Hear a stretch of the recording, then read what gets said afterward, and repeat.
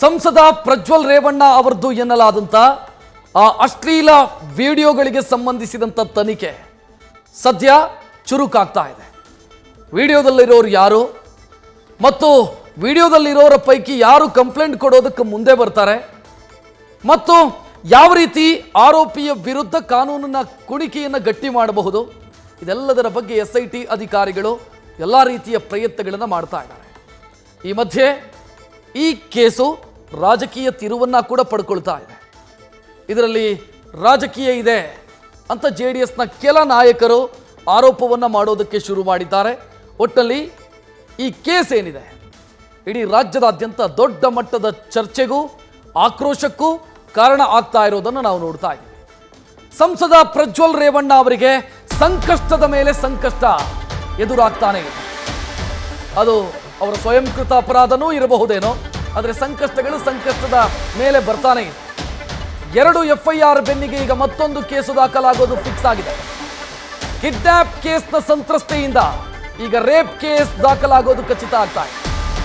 KR ನಗರ ಠಾಣೆಯಲ್ಲಿ kidnap case ಒಂದು ದಾಖಲಾಗಿತ್ತು. ಆ ಸಂತ್ರಸ್ತೆಯನ್ನ SIT ಟೀಮ್ ಪತ್ತೆ ಹಚ್ಚಿತ್ತು. ಈಗ ಆ ಸಂತ್ರಸ್ತೆ ಮ್ಯಾಜಿಸ್ಟ್ರೇಟ್ ಮುಂದೆ ಅವರನ್ನು ಹಾಜರುಪಡಿಸೋದಕ್ಕೆ ಸಿದ್ಧತೆಯಾಗಿದೆ. ಪ್ರಜ್ವಲ್ ವಿರುದ್ಧ ಆ ಮಹಿಳೆ ಅತ್ಯಾಚಾರದ ಆರೋಪ ಮಾಡ್ತಿದ್ದಾರೆ ಅನ್ನೋ ಮಾಹಿತಿ ಲಭ್ಯವಾಗ್ತಾ ಇದೆ.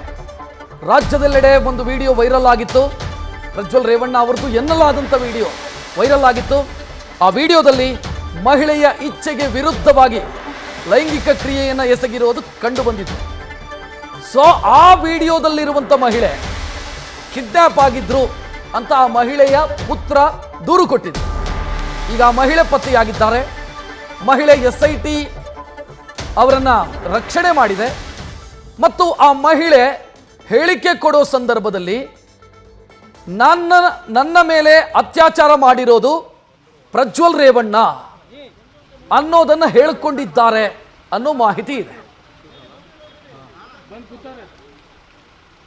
ಈಗ ನೀವೇನು ದೃಶ್ಯ ನೋಡ್ತಾ ಇದ್ದೀರಿ, ಇದು ಮಹಜರು ಕಾರ್ಯ ಮುಕ್ತಾಯ ಆಗಿರೋದು. ತನಿಖೆಗೆ ಸಂಬಂಧಿಸಿದಂತೆ ಇವತ್ತೇನು ಬಸವನಗುಡಿಯ ರೇವಣ್ಣ ಅವರ ನಿವಾಸ ಅಲ್ಲಿ ಮಹಜರು ಕಾರ್ಯ, ಸ್ಪಾಟ್ ಮಹಜರು ಏನು ಮಾಡಲಾಯಿತು, ಆ ಕೆಲಸ ಮುಗಿಸಿ ಅಧಿಕಾರಿಗಳು ಹೊರಡ್ತಾ ಇದ್ದಾರೆ. ಅದರ ದೃಶ್ಯವನ್ನು ನೋಡ್ತಾ ಇದ್ದಾರೆ.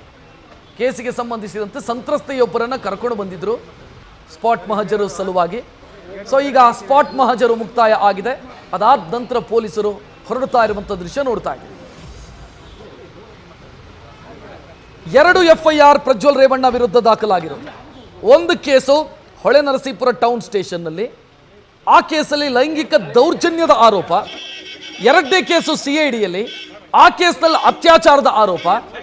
ಅಂದರೆ 44 ವರ್ಷದ ಮಹಿಳೆಯೊಬ್ಬರು ನನ್ನನ್ನು ಅತ್ಯಾಚಾರ ಮಾಡಿದ್ದಾರೆ ಪ್ರಜ್ವಲ್ ರೇವಣ್ಣ ಮತ್ತು ಅದನ್ನು ಚಿತ್ರೀಕರಿಸಿದ್ದಾರೆ ಅನ್ನೋ ಹೇಳಿಕೆಯನ್ನು ಕೊಟ್ಟಿದ್ದಾರೆ ಅಥವಾ ಕಂಪ್ಲೇಂಟ್ ಕೊಟ್ಟಿದ್ದಾರೆ. ಈಗ 3ನೇ ಕೇಸು ಕೂಡ ದಾಖಲಾಗುವಂಥ ಸಾಧ್ಯತೆ ಪ್ರಜ್ವಲ್ ರೇವಣ್ಣ ಅವರ ವಿರುದ್ಧ ಕಾಣ್ತಾ ಇದೆ.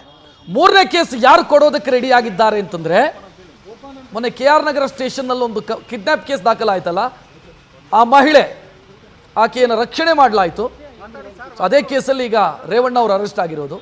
ಆ ಮಹಿಳೆ ಹೇಳಿಕೆಯನ್ನು ಕೊಟ್ಟಿದ್ದಾರೆ ಎನ್ನುವಂಥ ಮಾಹಿತಿ ಇದೆ. ಅಂದರೆ ನನ್ನ ಮೇಲೆ ಅತ್ಯಾಚಾರ ಆಗಿದೆ, ಪ್ರಜ್ವಲ್ ರೇವಣ್ಣ ಅವರು ಅತ್ಯಾಚಾರ ಮಾಡಿದ್ದಾರೆ ಅನ್ನೋ ಸ್ಟೇಟ್ಮೆಂಟನ್ನು ಕೊಟ್ಟಿದ್ದಾರೆ.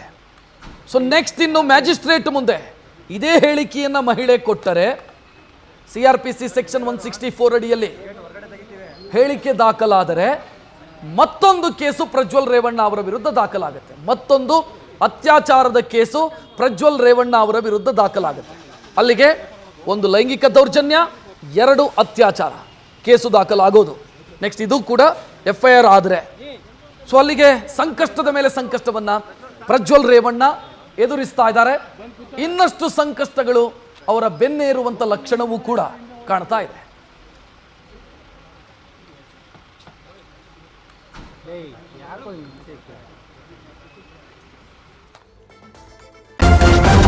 ನ್ಯೂಸ್ ಫಸ್ಟ್ ನಿರ್ಭೀತಿಯಿಂದ ನಿಮ್ಮ ಪರವಾಗಿ.